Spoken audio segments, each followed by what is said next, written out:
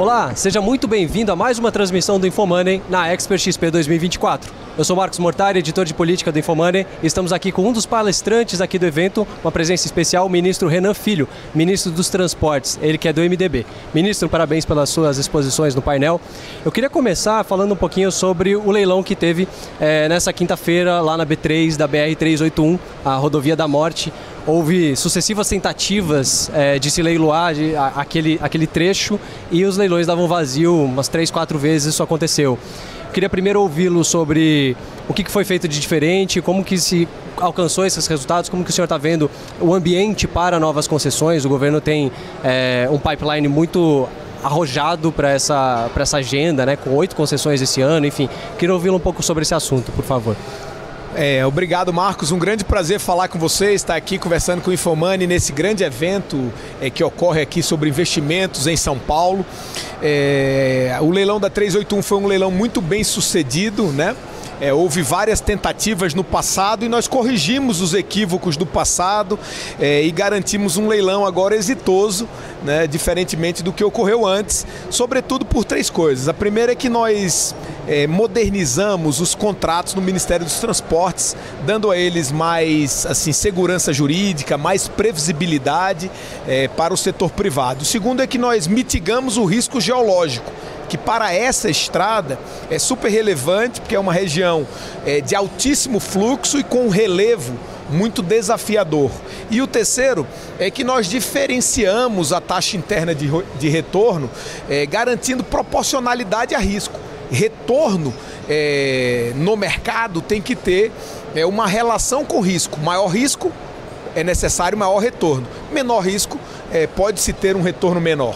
Com isso, nós conseguimos ajustar o projeto às expectativas que o mercado tinha, garantir um leilão bem sucedido, que vai possibilitar o investimento de 9 bilhões de reais na Rodovia da Morte, que com isso vai deixar de ser da morte para passar a ser rodovia da vida, uma rodovia que garanta o desenvolvimento do estado de Minas Gerais, de Belo Horizonte, do Vale do Aço, que impulsione o desenvolvimento e também garanta a segurança às pessoas que trafegam por lá, que são muitas, milhões de pessoas diariamente.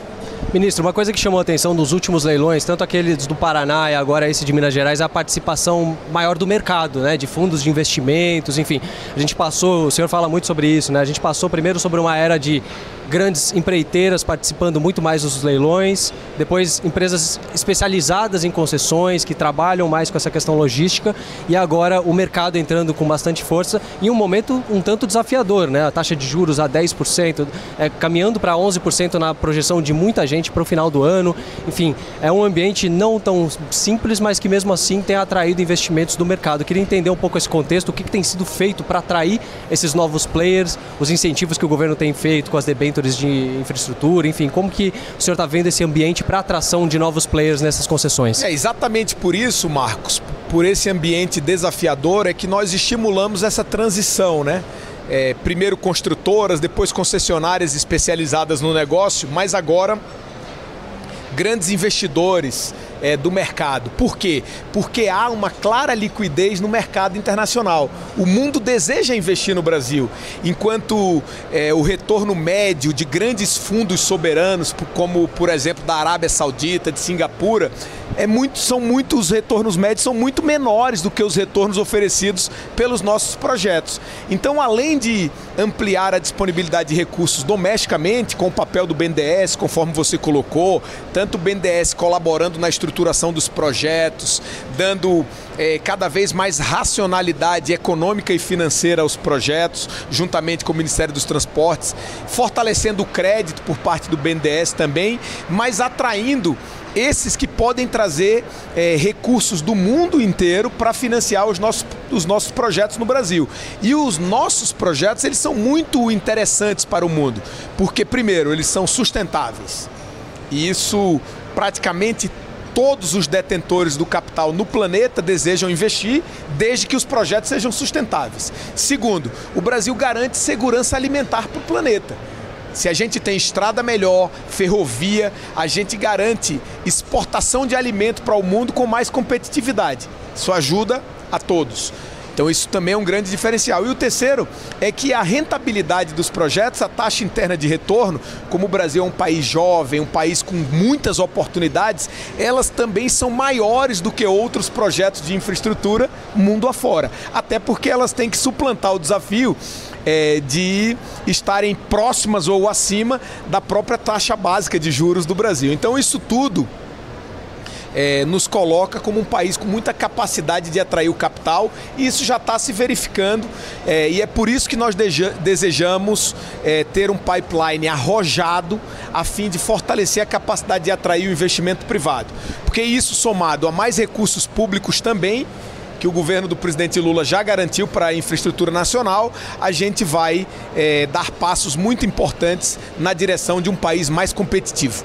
Um dos instrumentos que foi criado é a questão das debêntures de infraestrutura. Eu queria ouvi-lo um pouco sobre as expectativas com relação a esse novo produto, como que ele pode atrair também, muita gente falando de fundos de pensão que podem entrar com mais força agora nesses investimentos, enfim, queria ouvi-lo um pouco sobre isso também, por favor. As debêntures de infraestrutura do Brasil, elas estão muito bem fundamentadas. Veja que o BNDES agora, ele garantiu uma emissão de debêntures, mas ele imediatamente comercializou o mercado, essas debêntures foram compradas pelo Santander, pelo Bradesco, pelo Itaú, o que mitiga o risco de ficar toda ela somente com o BNDES. Isso é muito importante. O Brasil tem um mercado de capitais crescente e tem que utilizá-lo cada vez mais para financiar a nossa infraestrutura. Porque o modelo anterior, aquele modelo de deixar a capacidade de endividamento para financiar investimento em infraestrutura apenas no balanço das companhias concessionárias, isso demonstrou que deu errado, porque nenhuma companhia com o seu próprio balanço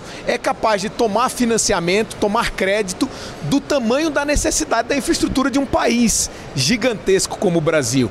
Por isso as debêntures são importantes, por isso as captações internacionais desses fundos soberanos, de grandes fundos de investimento também, por isso a solução dos contratos em desequilíbrio do passado, que também é uma outra agenda muito relevante do Ministério dos Transportes, também é fundamental para a gente ampliar decisivamente na recepção de investimento privado para a nossa infraestrutura. E isso já está acontecendo, tanto que o Brasil, em 23, bateu o recorde de investimento privado em infraestrutura e em 24 baterá o recorde novamente.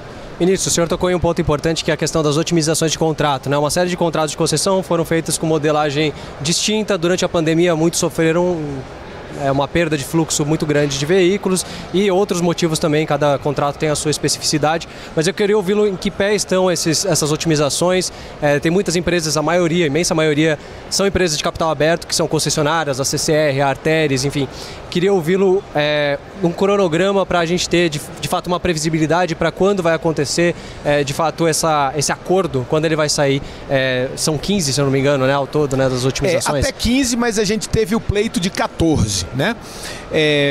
Primeiro eu queria dizer, Marcos, que isso é uma solução nova para problema velho no Brasil. Isso é muito importante. A gente tinha muitas obras paradas no Brasil em contratos de concessão que por algum motivo, como você falou, se desequilibraram. Nós estamos promovendo o reequilíbrio desses contratos para que a gente possa observá-los voltarem a performar. Performar significa o sujeito mantém ali a cobrança das tarifas naquela rodovia, mas garante os investimentos necessários para que aquela rodovia impulsione o desenvolvimento econômico e garanta segurança para as pessoas. Rodovias importantes no país, como a subida da Serra de Petrópolis, no Rio de Janeiro, como, por exemplo, a BR-163 no Mato Grosso do Sul, a BR-101 no Espírito Santo. Essas são as 3 primeiras que a gente acredita que podem ser otimizadas esse ano, mas outras 14 vêm aí na esteira, e isso pode levantar uma capacidade de investimento privado no Brasil da ordem de 180 bilhões de reais. É muito recurso que, se transformado em obra, transformam-se também em empregos e em dinamização da economia nacional, além de, depois que essas obras estiverem prontas, obviamente, muito ganho de competitividade, mais segurança, né? Rodovia melhor significa muita coisa, significa, sobretudo, mais segurança para quem trafega, mas significa coisas simples também, significa menos pneu furado, menos carro quebrado, significa menos tempo nas estradas e a carga chegando mais rápido, significa menos tempo na estrada para o caminhoneiro e mais tempo em casa com a família e com a diversão. Então, às vezes a gente fala em investimento, em infraestrutura, parece distante da vida das pessoas, mas não é verdade. Esses investimentos estão pertinho da sua vida, porque se você tem uma estrada melhor, significa que até o tomate, o alface que você come chega em melhor qualidade, porque sofre menos solavancos nas rodovias brasileiras. Então isso é muito importante e a economia real, ela é muito estimulada por isso. Eu estava falando aqui agora há pouco que nós discutimos hoje no painel segurança pública. E tem uma similaridade grande entre segurança pública e infraestrutura, porque são duas coisas que você melhora e ela melhora a vida das pessoas de maneira geral. Com mais segurança pública, as pessoas vivem melhor, se divertem mais, saem mais de casa, se sentem mais seguras nas ruas. Com melhor infraestrutura, o mesmo ocorre. As pessoas viajam mais, as pessoas se divertem mais e isso certamente ajuda todos os tipos de negócio, ajuda a economia a avançar. Por isso o Brasil precisa investir tanto nessas duas áreas. Ministro, se eu não me engano, são 35 contratos de concessão que o governo quer fazer durante esses 4 anos de mandato. Nesse ano são 8. Queria ouvi-lo um pouco se esse ano vai ser possível fazer esses 8, né? Que a gente já está agora entrando em setembro, né? Tem muito pouco tempo. E qual que é esse cronograma, se você pudesse detalhar um pouquinho? Vai, pelo menos um por mês, mas chegando a 2. Se esborrar um pouquinho para o ano que vem, para não fazer muitos leilões no mês só, isso muda muito pouco. O importante da agenda é que a gente adensou a publicação dos editais. Então a gente já tem a possibilidade de fazer 8, 10 esse ano, mas já temos contrato para fazer muitos leilões no primeiro semestre do ano que vem, no segundo semestre do ano que vem. O fato é que foi demonstrado que dava para fazer mais. Vale dizer, ao você me perguntar, que o Brasil historicamente fazia um leilão por ano. Então veja que eu estou aqui agora, você está me perguntando se vai dar para fazer de agora até o final do ano 8 leilões. Isso é muita coisa. Nós já fizemos 2 esse ano. Se a gente fizer mais 6 ou 8 até o final do ano, vão ser 8, 10 leilões. Então esse volume de leilão é porque nós viramos a chave. Nós estamos querendo fazer mais concessões para fortalecer o investimento privado, ao mesmo tempo em que fortalecemos também, como disse, o investimento público, a fim de melhorar a infraestrutura nacional. Quando o Brasil fazia só um leilão por ano de concessão, isso significava que um leilão não dialoga com a necessidade de investimento da nossa infraestrutura. Nós viramos essa chave e demos um passo muito importante. Ministro, uma pergunta final aqui sobre juros. Eu comecei a nossa conversa mencionando a Selic e essa projeção de gestoras, né? A gente fez uma pesquisa com 44 gestoras aqui no Infomoney para tentar entender um pouquinho de projeções. A projeção para a Selic, de fato, para terminar esse ano em 11% da maioria das casas. Tem muita gente falando até que o ano que vem esse ciclo pode se estender um pouquinho, pelo menos no começo do ano. Tem gente falando até que os juros podem chegar, a Selic pode chegar a 12% ou até alguma coisa pouco próxima a isso, né? Queria ouvi-lo quanto isso preocupa, de fato, considerando a dificuldade de se atrair investimentos em infraestrutura, sempre um setor de muito maior risco, né, para a operação, enfim, então exigirá retornos mais altos e isso pode viabilizar alguma medida? Com certeza essa agenda ela é muito importante, né? Juro alto desincentiva investimento de longo prazo.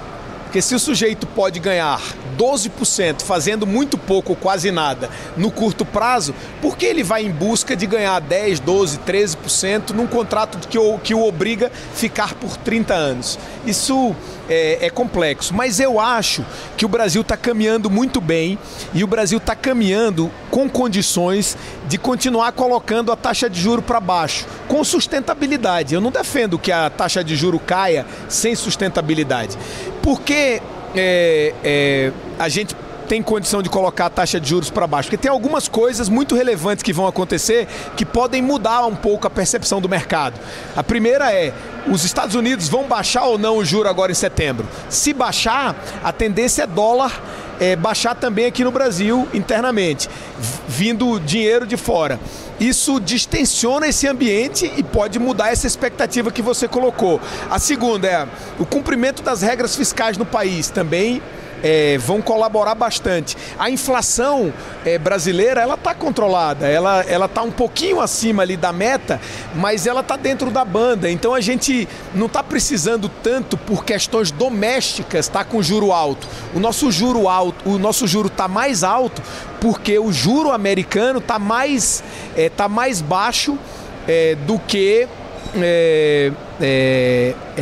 quer dizer, está mais alto também do que esteve historicamente. Como o juro americano está mais alto do que esteve historicamente, ele está atraindo muito capital. Mas se ele começar a baixar, isso vai disponibilizar mais recursos mundo afora e, consequentemente, mais recursos para o Brasil. Então eu acredito que a gente tem muita condição de manter o juro aí, um juro num patamar que garanta atratividade para os projetos de infraestrutura. Mas certamente essa agenda é uma agenda que a gente está olhando com cuidado. Perfeito, ministro. Muito obrigado pela sua participação. A você que nos acompanhou, muito obrigado. E fique de olho na programação do InfoMoney no YouTube, nas redes sociais e no site.